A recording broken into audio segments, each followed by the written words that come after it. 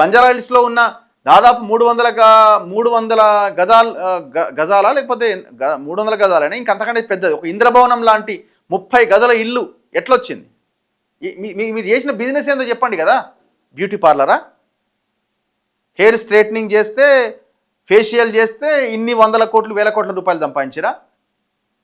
చెప్పాలి కదా. అది కూడా ప్రజలకు చెప్తే వాళ్ళు కూడా తెలుసుకుంటారు. అరే బ్యూటీ పార్లర్లు పెడితే ఇంత సంపాదించవచ్చురని ఆయన ఇప్పుడు రాజీవ్ యువ వికాసం కింద అప్లై చేసుకున్నారట మహిళలంతా. మాకు బ్యూటీ పార్లర్ పెట్టుకుంటే మేము మా గ్రామంలో కవితక్క 1000 కోట్లు సంపాదించింది, మేము కూడా సంపాదిస్తామని రాజీవ్ యువ వికాసం కింద అప్లై చేసుకున్నారట. వాళ్ళకి చెప్పరాదా కిటికేందో? రేవంత్ రెడ్డి అవినీతి చక్రవర్తి అయితే మీ నాయనేంది, మీ అన్నేంది, మీరేంది, హరీష్ రావు ఏంది, మీ కథ ఏంది? మరి మీరేమవుతారు? ఏ చక్రవర్తులు మీరు?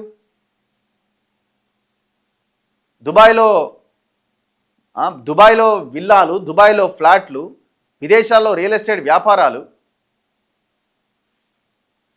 అవినీతి గురించి మాట్లాడే నైతిక అర్హత అసలు మీకున్నదా? అవినీతి చక్రవర్తులు మీరు. ఈ రాష్ట్రంలో, ఈ ప్రపంచంలో అవినీతి చక్రవర్తులు మీరు. మరి ఇప్పుడు లిక్కర్ దందాన్ని ఏమనాలి? ఇప్పుడు లిక్కర్ దందాన్ని, సారదందాన్ని ఏమనాలి? మరి ఆయన అవినీతి చక్రవర్తి అయితే మరి మీరేంది?